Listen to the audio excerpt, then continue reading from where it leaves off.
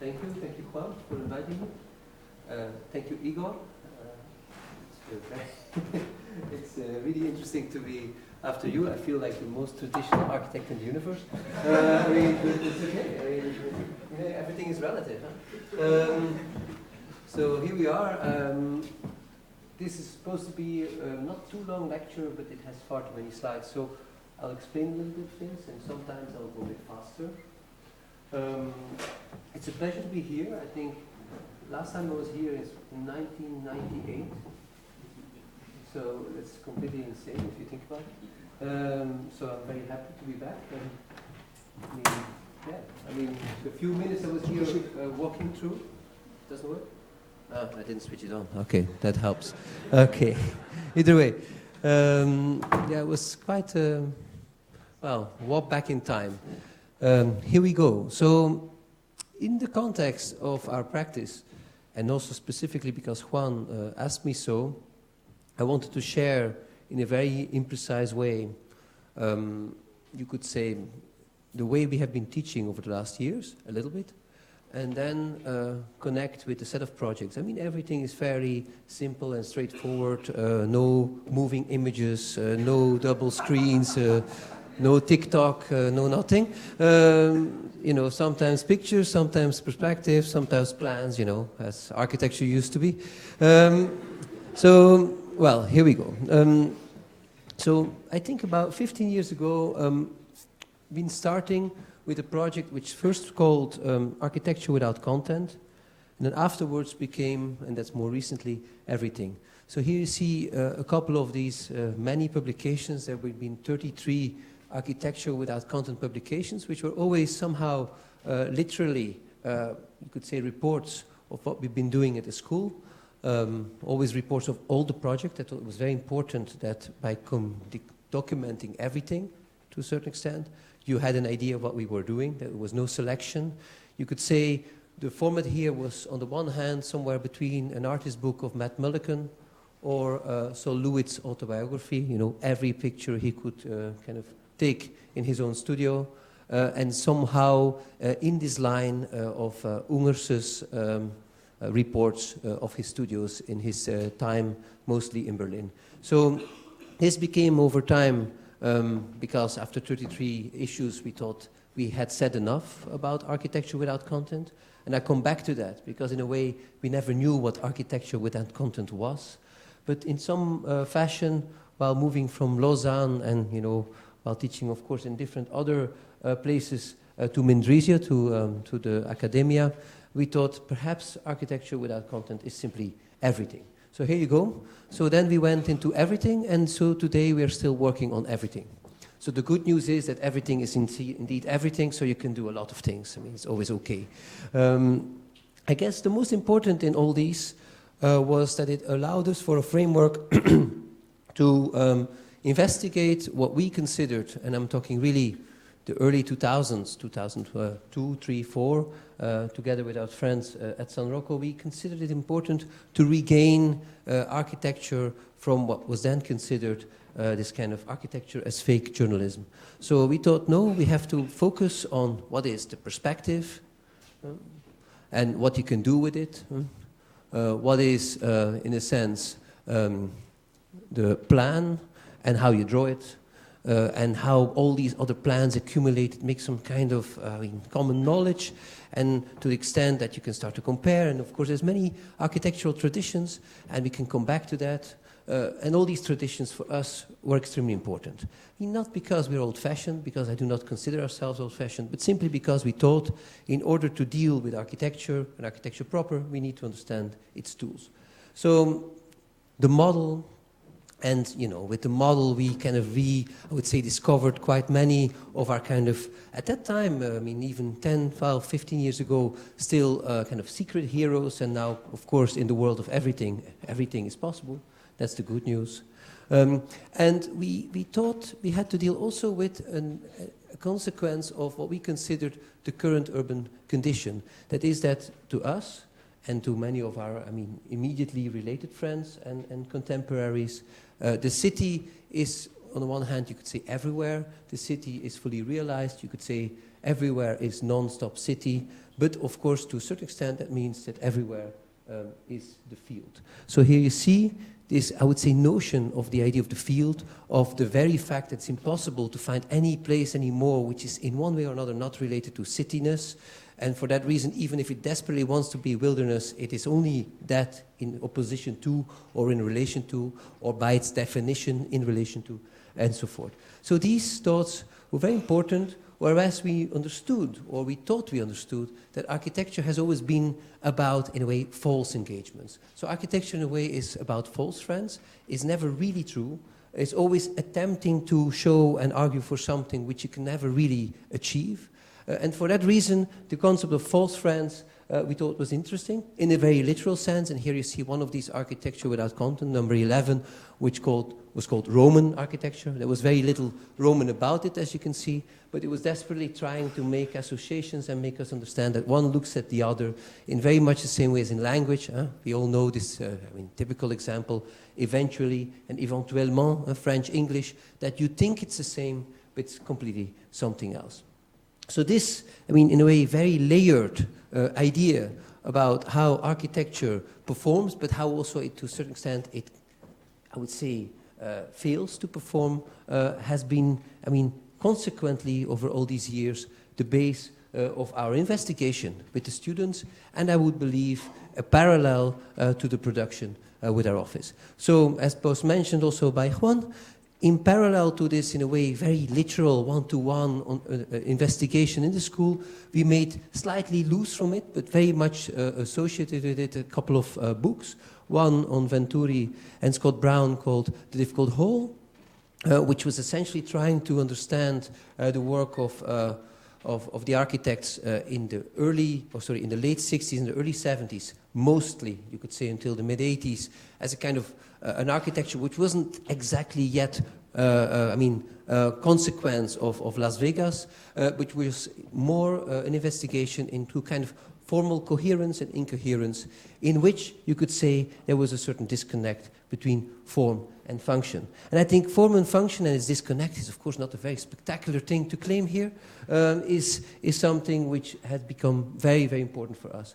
To a certain extent, you could say a kind of neo-formalism, a formalism which understands that whatever you do, the only thing you can is to create some kind of frame in which you do not care very much what happens inside. So, in a way, independent from its content. In other words, architecture without content. So the urban fact is then where perhaps the project really lays. It is the argument that such an architecture is a truly urban architecture, as I mentioned before, because wherever you go, you'll have to answer to exactly that condition. So here, the other book we made, and there's now a third, very slowly in the making, which was here about Aldo Rossi's work, in the 70s. Initially, it was called conceptually Rossi in the 70s. Then it became The Urban Fact, which we liked very much because the urban fact is, in a way, a kind of answer to what you could consider the very particular translation in the American and English version of Architecture for the City, where Fatto Urbano was translated as Urban Artifact. By the way, with agreement of Aldo Rossi at the time, of course, Rossi of the 80s wasn't exactly the same person anymore. He was gradually driving himself into the wall. But either way, so that thought that, to a certain extent, the architecture of the city was never so much an architecture about, restructuring the city, saving the city, conservatively fitting or something like that, but no, it was rather a desire to make micro-urbanities in the middle of the field. So this, by way, I would say, of introduction of what is then, you could say, our work, which I would like to propose here in loose relationship under this moniker, a big house. Why a big house? Because I think a big house is the word, is the topic, is the title. Now in most recent versions, this semester it's called even a bigger house, But either way, it's getting bigger and bigger, this house, as you can understand. I mean, a big house, I think, is the working topic or the working title better of an idea, of a thought, which we've been very busy with in the last couple of years, and which I now use to a certain extent as a guide in these images I will show to you of our work, of our production. Why a big house? Because I believe a big house is, of course, on the one hand, you could say just a very big house. I mean, this very big house, most people know. I won't talk about it. It's a beautiful house, I think. It's very big. It's at the same time also, in a way, completely invisible, and it's somewhere in Spain. So this house is, in a way, of course, a house. And it's interesting in how it deals with distance, how it deals with privacy, how it deals with temporary stay, how it deals with this problem, very contemporary, very fundamental problem of sustainability, of own energy, of survival, and so forth. In that house, everything of these topics are there. At the same time, it's just a house. Now, a big house in which we would like to absolutely embrace as a thought is the big house, more or less, as I would say, as a small public building or a mid-sized public building. A building which understands that not like what you had so much in the 90s and 2000s, where a public building was typically transparent in the way you would like to translate our democratic values into kind of an easy, enterable figure. But no, a building which understands that in this kind of field which we all inhabit, the idea of the shared, the idea of the commons, the idea of the public in one way or another might perhaps be something which has a threshold. So the idea of an object bigger than a real house, but still using many of the tropes of the house. So from that perspective, perhaps one of our first big houses or attempts for a big house was this, in fact, there were two, there are three even, dars in Manama, in Bahrain, where essentially for these people who make this strange, you could say, music, it's clapping hands and hitting some old pots, which were, families in the tradition of old pearl fishermen, who typically in the weekends or in the evenings would gather together and make that music. Now, this music was done in what they called a house. It was a shared house. A dar is the Arabic word for house.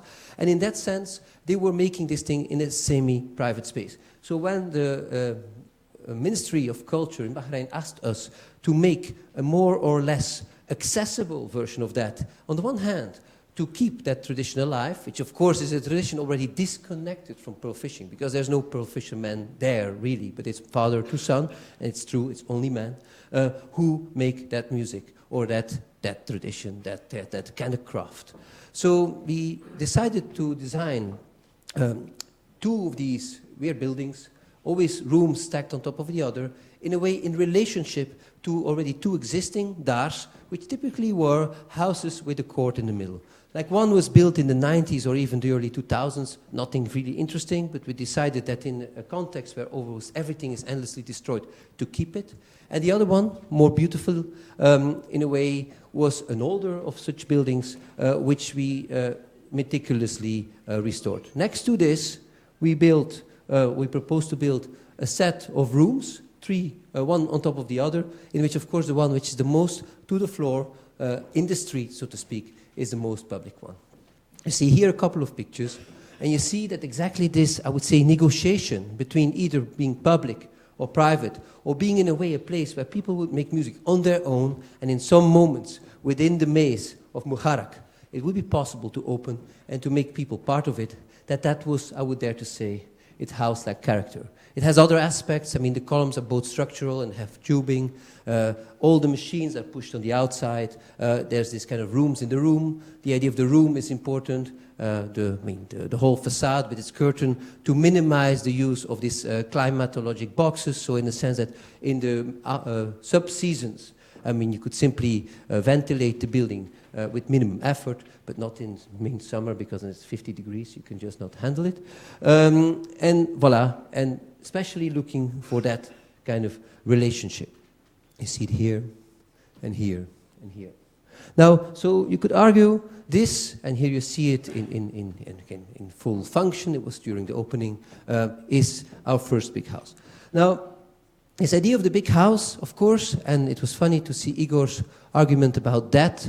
I mean, maybe in a different way, it's something which fascinates us too. And here you have a building which is very much, I believe, since it's also so much part of, you know, the walks of life, one could say, and how they end.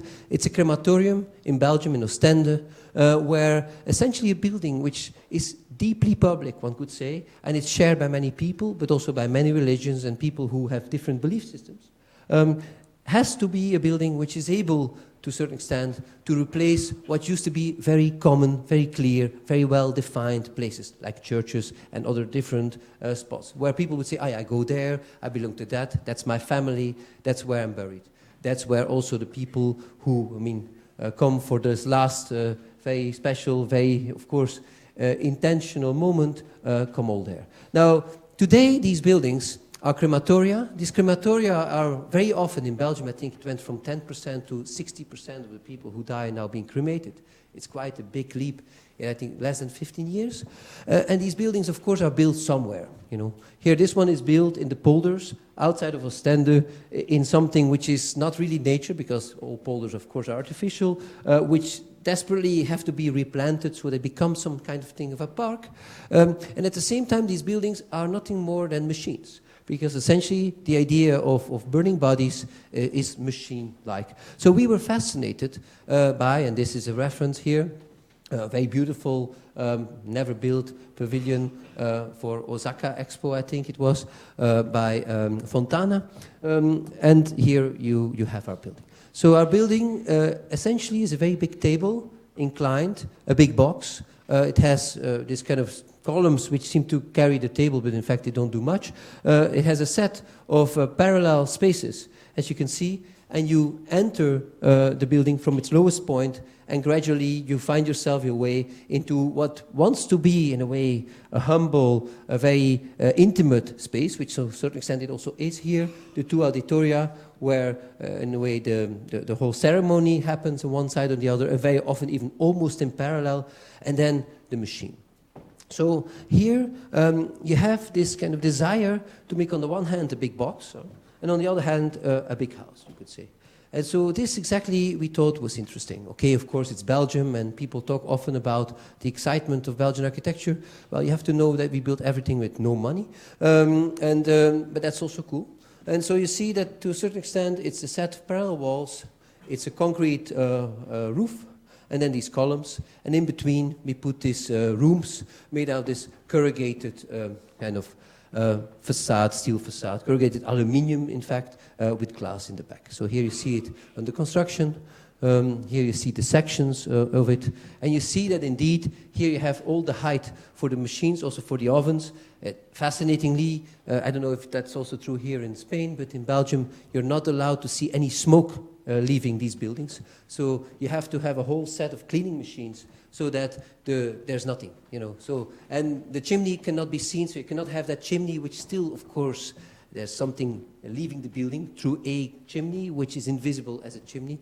So this kind of nature morte, and I didn't mention it, but it was very important for us to make a building as a nature morte, as a kind of plate, inclined kind of design together with Richard Vendet. We did it, by the way, the artist with whom we work very often, in a way hides all this machinery. So here you see some pictures by Bas Prinsen. I mean, all pictures are by Bas Prinsen, I think, unless they are... no, I think they all are, but anyhow, they all are. So here you see that. A lot can be said, but I cannot make the lecture too long. So here you see how these walls, they have endlessly changing dimensions of openings, very systematically so. So every next wall has bigger openings, has slightly different rhythm, so you get a little bit confused. And each of the walls has, in a way, a color code, you could say. So that makes these spaces always kind of hanging in between two colors. In here, you see this big roof bringing in the light. You see also the furniture we designed with Richard together, which is fixed furniture, which also brings a tremendous amount of air in this space, because, of course, people are very, very vulnerable, very feeble when they're there, and so a lot of air is compressed in this building. So you see that. And so again, I mean, with Richard, I mean, to have a kind of echo of all these, in a way, typical customs related to church going, but at the same time making them far enough away from all this so that they can be embraced by people with very different belief systems or none at all was crucial here. You see here to this glass facade and the corrugated steel, aluminium on the outside. So here you see that. And voila. So another big house. Now, a bigger house perhaps is this one here in Lausanne, which what we thought was interesting is that it's a building which is essentially built in campus. It's here next to the learning center. I mean, it's not yet built. It's about to be built. It's under construction. Without going very deep, this campus is very weird in that you can literally see all the different stages of, say, urban thinking.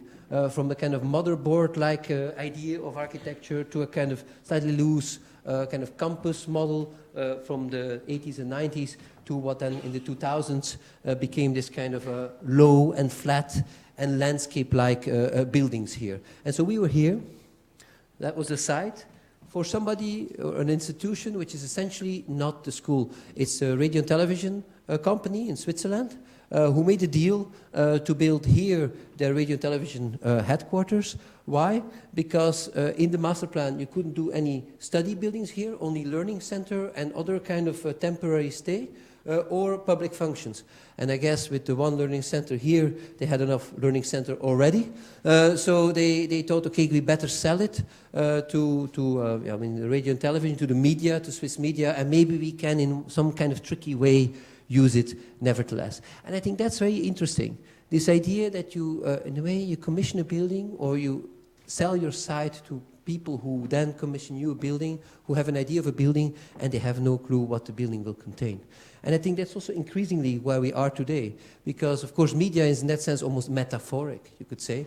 The media here is of course the competition we won 9 years ago, I think, if not 10. They had a thought about what television and radio was. TikTok was not yet there. Now we're building it and it's a completely different thought. I mean, radio is different. Content is content and somehow it gets broadcast. At the same time, the relationship with the school has changed. And so now the school is very eager to start using certain of these spaces, you could say, as places to record or produce content in whatever way. So here, the references we used, the ground floor, also very fascinating, I would say, kind of plug-in city 40 years or 50 years after the fact. That is that nowadays these studios, they're not anymore having their own recording devices, but big recording trucks, which are just parked there, are there to record things, then drive away and record elsewhere. So this is, in a way, its context. These are the competition drawings. We click over the competition model another view of that. And this, in a way, the final model and the final images made for the client to show how it will now be in 2.5 years. This is a structure. This is essentially 4, what they call in French there, émergence, so 4 volumes which carry a big field where people can make content. And in these boxes, all the machines, you could say, but that's essentially the studios, happen. So it's kind of micro-urbanism as a world on its own, as a gigantic house, a house with many kind of rooms, if I could call it like that. That's the way it's structured here, and this is the current state. Here you see, these are pictures from last week, where, I already noticed that the students in the architecture department think we use too many concrete because now it's out to use concrete. So, but I'm quite sure that by the time it's built, maybe that anti-concrete fashion will be a little bit over. So here, you see the thing, you see the field, and you see to a certain extent how this building is almost a world on its own with all its own thresholds and its own complete independence. Now, I'm going too close with last 2 projects, and then I skip one because otherwise it's far too long and Juan will kill me. Here another big house, which is a library, very small, big house, but nevertheless, where essentially in a context of, you could say suburbia, but at the same time with all kind of fancy villas and a little city which has no money because the people are all there with their fancy villas because they don't pay taxes. So there's no taxes, no money, so school cannot have extra classrooms, and the library cannot be renewed. So they kind of decided, after 25 years of negotiation, to build a small building which would house both extra classrooms and a local library, which looks like this. For us here, it was important to make a building, as you can see here, which did not desperately try to be accessible, but which kind of communicated its publicness through a set of features which takes you at least a few minutes to understand. So there's this court, there's a set of windows which goes to the back, of which this is the door, and then it's kind of a house-like shape, which combined with this circular plan gives it very particular, slightly off-scale character, like a big house. So here you see the plan. You see indeed how this is kind of the restaurant of that school in the back, but also turned into a reading room in other days when the school is not open, in evenings, the librarian, the library, and then there's a floor on top, which I don't think I have here, which has extra classrooms which are accessible like this. So here all around this patio, here you see that, the classroom, and the restaurant space, and the library. It's a house, a big house, only made out of wood. It's wood, it's plastered on the outside and has this zinc roof. Here you can see that. And of course the challenge here was that the structure of the wood is at the same time structure of the building as it is the structure of the shelves, which is a very smart idea, which is a nightmare when you build in reality, because the idea of precision of a library shelf and that of a building is, of course, very different. So you see here, this is the current state, I think. These are not pictures by Bas, as you can probably notice yourself, but it gives an idea. So let me finish with the building which I think Juan saw last week, which is, in a way, a very urban building, I think. At the same time, it's at the canal, it's an industrial zone, it's in plain transformation, it's a brewery. Now, full disclosure, I don't drink beer, but it's a nice building, we believe, even for people who don't like beer. It's, as you can see here, it's an area which is now in full transformation and will not get necessarily 100% better. I mean, this will all be big housing complexes. This is in a way a fairly poor neighborhood, and here there's still this desire to develop a canal site in relationship to the past industry. I think there's now a kind of, not only in Brussels, the desire to reintroduce a certain kind of soft industry in the city. This is an interesting spot because in the future you could say the canal could have boats kind of delivering and stuff like that. Of course, we're still quite far away from that, unfortunately. And then two, in a way, very smart guys who have a very young beer company called the Brussels Beer Project. They organized a competition because they managed to get this site. So here that was, in a way, the competition image. We wanted to make a building which is super cheap, of course. It's a big box. At the same time, has a kind of tent-like character, like a big flag. And then it uses many of the colors they have in their own kind of little beer bottles, kind of in, almost like random way. So you see it here, that were the competition perspectives. Inside that big, in a way, perimeter, we suggested to make a set of tables, and these tables would carry all the machines. So here, the desire being to be extremely pragmatic. Here you see that it's all these tables with the round columns. You see them here, sometimes with infill, sometimes not. And the machines. And here you see it on top, but the machines are essentially big vats, of course, and then all kind of steps in which this kind of beer kind of is quickly aging. These are very experimental beer makers in a sense, and also an office. And then in this kind of losange shape, we have a kind of delivery zone and kind of a big staircase to go to the more public parts of it. So big roof. The roof is at the same time a tent-like, almost like a big, almost like a Venturi-esque kind of a sign. At the same time, it's also a roof for protection. Here it's like a beer garden. And it has this strange color with these aluminium things inside and the stainless steel of the vats. It has a kind of shimmering, we believe, slightly colorful effect. So here you see the building as it has been built. This is a picture of mid-construction, I think. And you see this insane context. No? You see kind of, in a way, a fairly poor neighborhood. You see canal. You see big zones which are now in full transformation. And you see this kind of flag. So we thought it was nice to make this flag. So here you see the flag and the building as it is now. You see it on the corner. You see that essentially it's super cheaply built. It's still construction with this kind of prefab concrete panels which we put in. And then we try, of course, in all the detailing to make it beautiful with nothing. So, I mean, the border of the roof, I mean, the way we integrate the windows, which are all, of course, some greenhouse kind of technologies. So here the entrance, somewhere in the office, somewhere at the production area, and so forth. You see it here, here, here, and here, back. The beer garden, and then one of these trucks. Now, I skip, but I will still show you this project I wanted to not show, which is another media building in Brussels, a big house, which is here, which we started constructing now very recently, which I thought was interesting in this notion of the big box, but forget about it.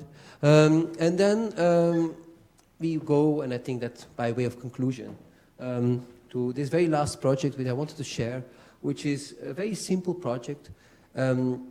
It's called Model for a Tower, and it's done together with Bas Prinsen. The tower we talk about is the Tower of Babel. It's nothing more than gigantic and enlarged fragments of parts of the painting by Bruegel. There's actually two. It's the one in the Boynons of the Tower of Babel. And they were hanging in this small forest. So you have this very strange effect that it's a model of a tower which is of course not a real tower, and it's not really a model neither, but in some way I believe in all its deception and all its kind of weird hallucination and its suggestion of what it is not, for me at least, it's a parable of architecture. Thank you very much.